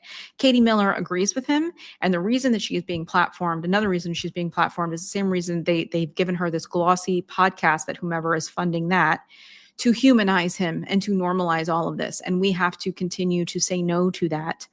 And that is why, at least for me, it's important that we talk about her being platformed last night, because this stuff unfortunately does matter, because it's going to affect people's lives indirectly, but it's going to. And I also just want to remind people that the following people are in their 40s. Okay. Stephen Miller, Russ Vought, Brennan Carr, who's the FCC chair, and who was the other person? Who are we just shit talking? Oh, Scott Jennings. All of them are in their 40s. I just want to point that out. They could all use an SPF maybe. And but what I'm so pissed off about is that it's fine. All will be forgiven as soon as this is over. Yeah. And no. And I want to be very clear. Scott Jennings would sit there and kiss my ass up until the day that Trump won re-election. Mm-hmm. Yep. Sucked up nonstop. Mm-hmm. See, this is why I wanted to tell people how old they were, because it's unbelievable. I know. I'm older than JD Vance and Stephen Miller. Me too. Unbelievable. I know. So we've been at this for a little while here. I welcome a day where we can talk about, what we ate for dinner or something. Did everybody have a nice Thanksgiving? I hope we did. I hope so, wherever you are. There's a really great channel on YouTube. I think everybody should go. I think it's called Jolly. And there's these two British guys, and they go and try food from all over the world. And there's this whole series where they bring American food to middle schoolers in England, to an all boys school. And it is honestly the funniest shit I've ever seen. It is just so wholesome. And what's that? What do they bring? What kind of American food? food? The most recent episode, they had a chef from Mississippi go cook for these boys, and they're all in their uniforms for school. It's so cute, their little accents. Okay. This chef from Mississippi makes for them a traditional Thanksgiving dinner. And none of these boys have had it before. So they're trying it for the first time. And it's the most wholesome thing. Go and watch it. I think it's called Jolly. But it's like British middle schoolers try American Thanksgiving. Go look it up. It's Do they like it? Cute. Most of them, yeah. There was a couple of things that they didn't like the mac and cheese because they didn't like the crispy on top. They didn't like it. Really interesting. Yeah, they didn't like it. But a lot of them and they were very confused by the marshmallows and candied yams. They were those things don't go together. But then they would have a bite and you'd see their faces go, ooh. And actually, most of them did not like pumpkin pie. Me neither. They did not like pumpkin pie, but they did like the pecan pie. Oh, I love a great pecan pie, but I hate pecan pie. And one of them goes, pecan, is that a bird? It was pecan. It's a pecan pie. So one of your great pumpkin pie story. So the first year that my husband and I were celebrating Thanksgiving together, well before we got married, he told me he loved pumpkin pie and that his grandmother, Grandma Doherty, would make this incredible pumpkin pie. And so I got the pumpkin. I peeled the pumpkin. I from scratch made this pumpkin pie according to some crazy recipe I found. And it was an all-day thing. And he was like, this is absolutely disgusting. He's like, this is gross. And he literally gives me a can of Libby's pumpkin pie. And he goes, Grandma would make it from the back of the can. Oh, okay. Well, I guess. So now I make pumpkin pie from the back of the can, and he thinks it's the best gourmet pumpkin pie. Well, some people prefer Kraft macaroni and cheese too. My son, I live with two men who have the worst taste buds on earth. Disgusting, horrible taste buds, zero spice, zero adventure. I would not be able to cook for them because all I do, I take a thing of garlic powder and put half the thing. That's what I would typically do, but it's ridiculous. And yes, yeah, it was awful, awful, awful. All right. It is so nice for people to spend 2 hours with us today. Amazing. Thank you. A lot to get to, but Here we are. And hopefully, Julie, I say this with love. I hope I don't see you again for the rest of the weekend, because that'll mean that there wasn't any, Yes. horrible breaking story. But I will say, and Julie, you can say, you can agree now or tell me later. Don't, shut up, Michelle. But if a new installment of the Ryan Lizza saga drops, Oh, we'll I be think back. we should jump back on. I We'll think be we should jump back on and do a daily dispatch just to dish and talk about that. And so that's why it's so important that you like and subscribe to the Mayday Network here on YouTube, because when we schedule these things out, sometimes they're only like 10, 15 minutes ahead of time. So you will be the first to know when we're going live with that information, the breaking news of Ryan Lizza's Substack. So, Julie, any parting words? Hope everybody, it's cold, but I'm looking outside. Beautiful here. Yeah, same here. Yeah. Pennsylvania. I will be going back to New York today, sadly. I have to drive my little French cousin to the airport. So I'm going to just keep going and go back to the city, which I wish I didn't have to. I wish I could spend another day here, but I have to come back. Wednesday, Michelle and I'll do a cooking show for my kitchen here. It was going to be so nice if we can. Yeah. And what are you up to the rest of the weekend, Michelle? I mean, I'm going to cut some more clips of the stuff we've done the last couple of days. So, go follow us on social. You can see the clips and share those around. But otherwise, I'm just going to be sitting around watching TV. My dad told me that he programmed the TV. There's a documentary that's on Arthur Shawcross, the serial killer, and he's going to watch that today. Very nice. Yeah.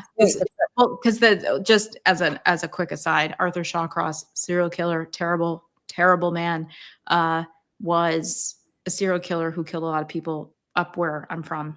And my grandfather was actually one of the police officers who helped to solve this. Really? And arrest him. Yeah. Mm-hmm. Really?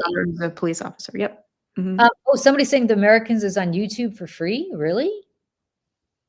It is? Pray tell. Pray tell. Where? Put the link in the chat. Yeah, put the link in the comments after we're done broadcasting so that we can go back and find it. Wow. Okay, good to know, because we want to do this, and hopefully everybody's going to do it with us. And a lot of people have mentioned also in the comments of the videos from the last few days about our New York City thing that we were going to do. We had planned to do it, but unfortunately we had some family stuff come up that has kind of taken us away from doing new stuff, but we do plan on doing it at some point. So stay tuned. We are definitely going to do it. Actually, if the weather gets nice, maybe we can do it. It's just been really cold, and it's supposed to get really snowy in New York this winter. Yeah. But maybe we'll do a Central Park one while it's not. Yeah, we'll figure it out. It's my fault. I've been. No, it's not your fault. You got stuff going on, Julie. I got stuff going on with my mom's health, so I've been having to deal with that. But so I apologize for that. But we will do it. Okay, everybody. Great to see you all. Yep. We'll be back here 8 a.m. Eastern on Monday for the morning show. We are doing the very last Over It on Wednesday. Not because we don't love each other and don't like each other, just because everyone's so busy and we have our own new ventures going on. And so we're going to have to call it quits on Over It on Wednesdays, but we will always be here on Saturdays, Julie and myself, and maybe some others, we don't know. But Wednesday, tune in at 12 p.m. Eastern for that last show. So that's it. Bye, everybody. See ya. Bye, everyone. Bye.